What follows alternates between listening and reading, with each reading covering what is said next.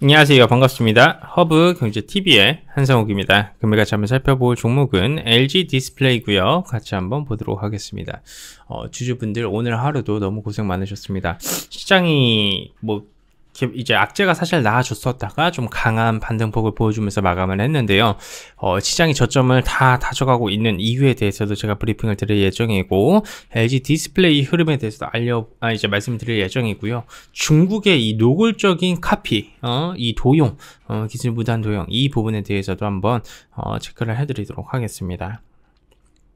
일단은 시장에 관련돼서 간단하게 언급을 드리자면, 러시아발 악재가 상당히 많고 많은 분들이 좀 우려를 하고 계실 텐데, 막상 전쟁이 나면 주식시장 엄청 올라갑니다. 여러분, 지정학적 리스크는 역사적으로 단 한 번도 계속해서 꾸준한 하락을 만들어주지 않았습니다. 지금 만약에 추가 하락구간 나와준다, 매수의 기회입니다. 절대 겁먹지들 마시고 적극적인 매수의 기회가 필요한 시점이고요. 어느 정도 선반영의 수치가 다 나와줬습니다. FOMC 회의록도 발표가 나와준 거 보면 이보다 더 매파적이진 않았다라는 키워드가 나와주면 반응을 그렇게 크게 해주지 않았어요. 그만큼 시장은 내성이 생겼고, 이제는 방향성은 상방으로 바라봐도 충분히 무방한 이 코스피 코스닥의 밸류 구간에 들어섰다라고 보시면 될 것 같아요. 앞으로 추가 하락 구간이 나오지 않습니까, 여러분? 눈 감고 주사위 아무거나 던지셔가지고 매수하셔도 수익이 나오는 장세가 나옵니다. 그만큼 이만한 큰 악재들이 다 적응이 되어가고 있는 시점이에요. 네, 아주 좋은 시점이다라고 하면 이해를 해주시면 될 것 같습니다. 자, 그러면 LG 디스플레이 보도록 하겠습니다. 그리고 저희 허브경제TV VIP 체험 2기 월요일부터 시작을 합니다. 소수 정예, 다수의 분들을 다 진행하진 않고요. 소수 정의로만 나눠가지고 진행을 할 예정이니까 많은 사랑 부탁드린다는 말씀 드리도록 할게요. 그럼 LG 디스플레이 보도록 할게요. 일단은 양매도 흐름이 상당히 좀 세게 나와줬습니다. 이거 좀 많이 아쉬운 상황이라고 보시면 될 것 같고요. 대차 거래는 대량으로 줄어들었고, 공매도 비중은 27% 가까이 나와준 모습이었습니다. 외국인하고 기관들의 매도 물량이 뭔가 개별적인 이슈가 있는 게 아니라 공매도의 흐름으로 인해서 이 정도의 매도폭과 매도 물량이 좀 찍혀 있다라고 한번 이해를 해주시면 될 것 같고요.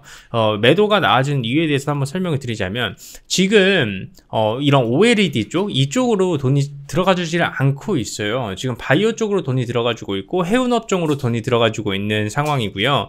반도체 DDR5 관련주들이 어느 정도 수급이 들어와주면서 움직임을 만들어주고 있습니다. 최근 들어서 한 11월 달이었죠. 작년 11월 달부터는 OLED 쪽에 초강세 흐름을 보여줬습니다.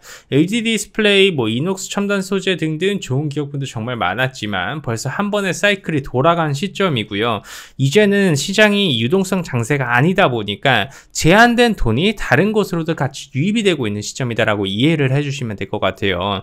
LG 디스플레이도 같이 여파를 받아줘서 움직임을 만들어주면 좋지만, 지금으로서는 애플 관련된 이슈가 다시 한 번 더 나와주는 것도 아니고 좀 소외를 받아주고 있죠. 모건 스탠리하고 이제 메릴 린치하고 적극적으로 공매도 포지션이 나와주면서 주가를 찍어 누르는 모습을 보여주고 있습니다. 거래량은 그렇게 크게 붙지 않고 있다 보니까 그렇게 크게 의미부여는 해줄 수는 없지만, 그럼에도 불구하고 주가를 누르는 데에는 다 이유가 있다. 왜? 아직은 사이클이 들어오지 않았으니까 라고 한번 이해를 해주시면 될 것 같아요. 주식시장은 언제나 그랬듯이 돌고 돌아서 움직여줍니다. 하나의 섹터에만 돈이 들어가주지 않아요. 절대로요. 네, 돌아가면서 움직여줍니다. 순번표 뽑아가지고 한번 올라갔으니까 그 다음 순번표를 기다리셔야 됩니다. 아셨죠? 그리고 오늘은 또 중국의 이 카피에 대해서, 기술 도용에 대해서 한번 말씀드릴 건데, 요즘 들어서 이 중국 기업들의 기술 무단 도용이 위험 수위에 좀 도달했다라는 그런 의견이 좀 나와주고 있습니다. 폴더블 폰 등장과 좀 맞물려가지고 수요가 빠르게 늘어나는 모바일 중소형 OLED 시장에서는요, 정부의 막대한 지원을 받고 있는 중국 디스플레이 업계의 기술 베끼기가 노골화되고 있다라고 이해를 해주시면 될 것 같아요. 대한민국은 왜 지원을 안 해주죠? 이런 거 보면 좀 짜증이 나긴 하네요.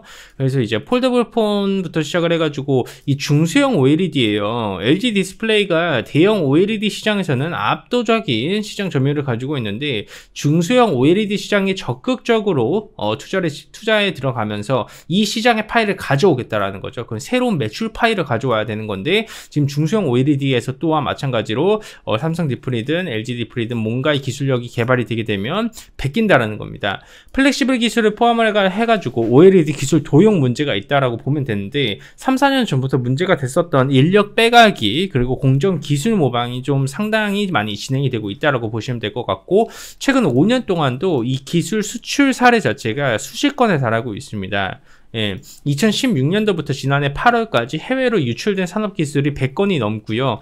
핵심 기술이 35건이 넘고 그 와중에 이제 디스플레이 관련된 기술 또한 마찬가지로 17건과 5건 이상으로 어느 정도의 비중을 다 차지하고 있다고 보시면 될 것 같아요. 근데 이게 공식적으로 대응하기가 어려운 점이 뭐냐면 뭐 차이나스타부터 시작을 해서 중국 디스플레이 업체가 중국 정부가 관리하는 기업이거나 우리 디스플레이 업계의 고객사와 계열사 관계가 경우 많아가지고 이런 얘기를 꺼내는 것조차 쉽지가 않습니다. 정식적으로 문제를 제기를 하려면 특허소송으로 가야 되는 건데 기간이나 비용도 그렇고 중국이라는 특수성을 고려를 할 때에는 실효성 자체가 없겠죠. 왜? 공산국가잖아요. 삼성 디스플레이가 지난달부터 다이아몬드 픽셀, 뭐 에코스퀘어 OLED, 뭐 원천기술 브랜드와에 나서는 것도 이런 상황과 좀 무관치가 않습니다. 상표권의 출원 등을 통해서 우회적으로 기술 도용을 경고했다라고 한번 이해를 해주시면 될 것 같아요. 그리고 기술 도용이 방치가 될 경우에는 이 디스플레이 업계에 좀 치명적으로 나아질 수가 있어요. OLED가 국내 디스플레이 산업을 좀 이끌 차세대 동력으로 주목을 받았었던 이유는 압도적인 이런 기술 경쟁력이에요.